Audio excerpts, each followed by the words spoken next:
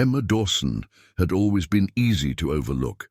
At Lincoln High, kids like her, quiet, shy, with hand-me-down shoes and a second-hand backpack, blended right into the beige walls.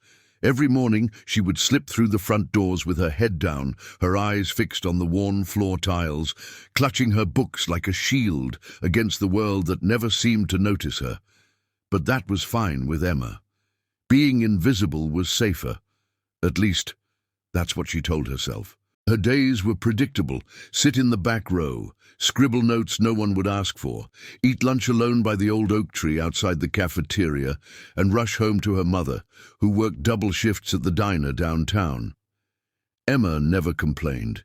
She knew life was harder for some kids, and for her, quiet was better than trouble. But trouble had a way of sniffing her out. Tyler Grant was the walking definition of trouble. Varsity jacket, easy grin that hid sharp teeth, and a pack of followers who found power in his shadow. With him were Chase and Brittany, who laughed the loudest at every cruel joke, the kind of kids who loved making someone else feel small just to feel big. It started small.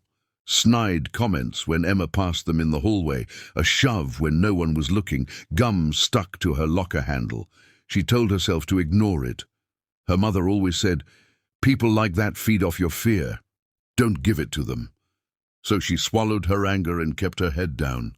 But Tyler didn't want to be ignored. One rainy Wednesday, Emma stayed late at the library to finish a history paper. If she got an A, she'd keep her scholarship. She checked her watch. 5:45 p.m. The hallways were empty except for the hum of old fluorescent lights and the squeak of her sneakers on the linoleum floor. She reached her locker, shivering in her thin jacket. That's when she heard them. Tyler's laugh echoed down the hallway, then Chase's mocking whistle. She froze, wishing she could sink into the floor. Well, if it isn't Dawson the ghost," Tyler drawled, leaning against the lockers like he owned them. Chase cracked his knuckles. Brittany just smirked, twirling a lock of her perfect hair. Emma kept her voice steady. "Please move. I just want to go home." Tyler stepped forward, his eyes glinting with that mean amusement that made her stomach knot. "Go home? Why? Got big plans, nerd? Studying for more A's?" He leaned closer, the smell of cheap cologne and gum hitting her nose. "Think you're better than us?" "No," Emma whispered, hugging her bag to her chest. Jace laughed. "Hey, Ty, maybe she'll write our essays for us. Be a good little mouse." Brittany rolled her eyes.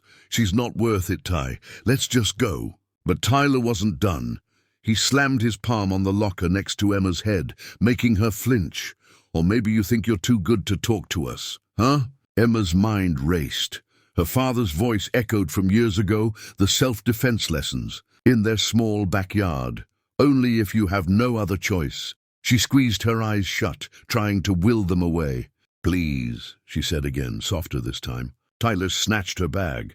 "What's this, your precious homework? Let's see how smart you are now." He unzipped it, scattering her books and papers on the wet floor. Rain from the open doors pooled near her feet. Emma dropped to her knees, trying to gather the soaked pages. Brittany's laughter cut through her. "Oh, look at her, poor little mouse." Tyler leaned down, voice low and mocking. "What's the matter, Dawson? Cat got your tongue?" Emma's hands shook. She looked at the bracelet on her wrist, her father's old police badge charm, scratched and faded.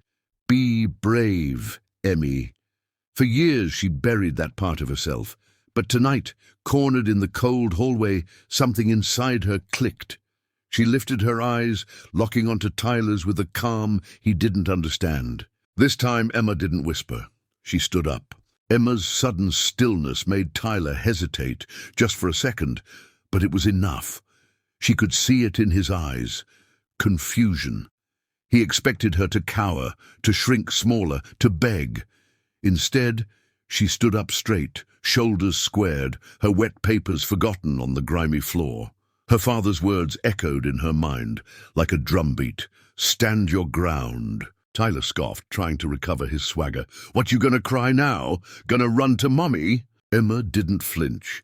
She met his sneer with a steady stare. "Pick up my books." His friends snorted in disbelief.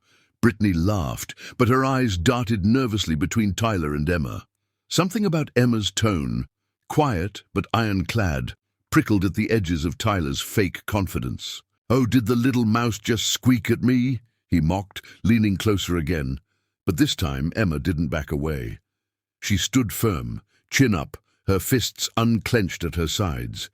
She didn't look like the same shy girl he'd cornered dozens of times before. She looked unmoved. "Pick them up," she said again, voice clear in the echoing hall. Tyler's smirk wavered. He didn't know what to do with this version of her. Or what, he scoffed, but there was an edge now, a tremor he couldn't hide. Emma stepped forward so fast he instinctively flinched back, his shoulders bumping the locker behind him. "You think you're tough because you corner people when they're alone?" she said, her tone steady, sharp. "You think you're strong because people laugh at your jokes? You're nothing without these two laughing behind you." Brittany's eyes widened. Chase shifted uncomfortably. Emma could see the tiny cracks appear in Tyler's armor. She took another step closer, her voice a calm whisper only he could hear. "My dad taught me to fight back if I have to," she said. "And trust me, Tyler, you really don't want me to." Chase let out an uneasy laugh. "She's bluffing, man. She won't do anything." Emma's gaze flicked to him, then back to Tyler. She bent down, never breaking eye contact, and calmly picked up one of her soaked books, her father's badge charm glinting under the hallway lights. Tyler tried to grab her arm, to yank the book away, but she moved like she'd done this before. She twisted her wrist free and jabbed her elbow into his ribs, not hard enough to break anything, but enough to knock the air out of him. He doubled over, eyes wide, gasping. Chase lunged forward, but Brittany grabbed his arm. "Don't!" she hissed. "Look at her!" Emma stood over Tyler, who was still clutching his side. She bent down so their faces were level.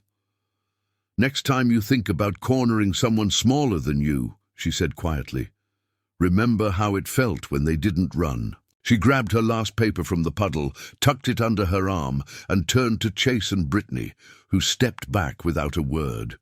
She walked past them, head high, shoulders steady. She didn't look back. Word spread fast at Lincoln High. By the next morning, Emma's name was everywhere. Some exaggerated it, said she took down Tyler and his gang single-handed. Some whispered she was trained in secret martial arts. None of that mattered to Emma. What mattered was that when she walked down the hallway that day, people moved aside. They didn't sneer or shove. They watched her with something new in their eyes, respect. Tyler avoided her for weeks after that.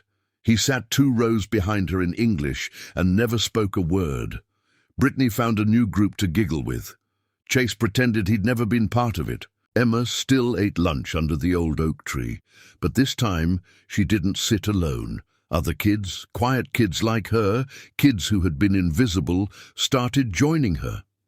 They wanted to hear how she did it. They wanted to sit near the girl who didn't run. Emma didn't brag. She didn't posture. She just smiled, pulled out her books, and got back to her homework because she had an A to keep. And this time, no one was going to take it from her.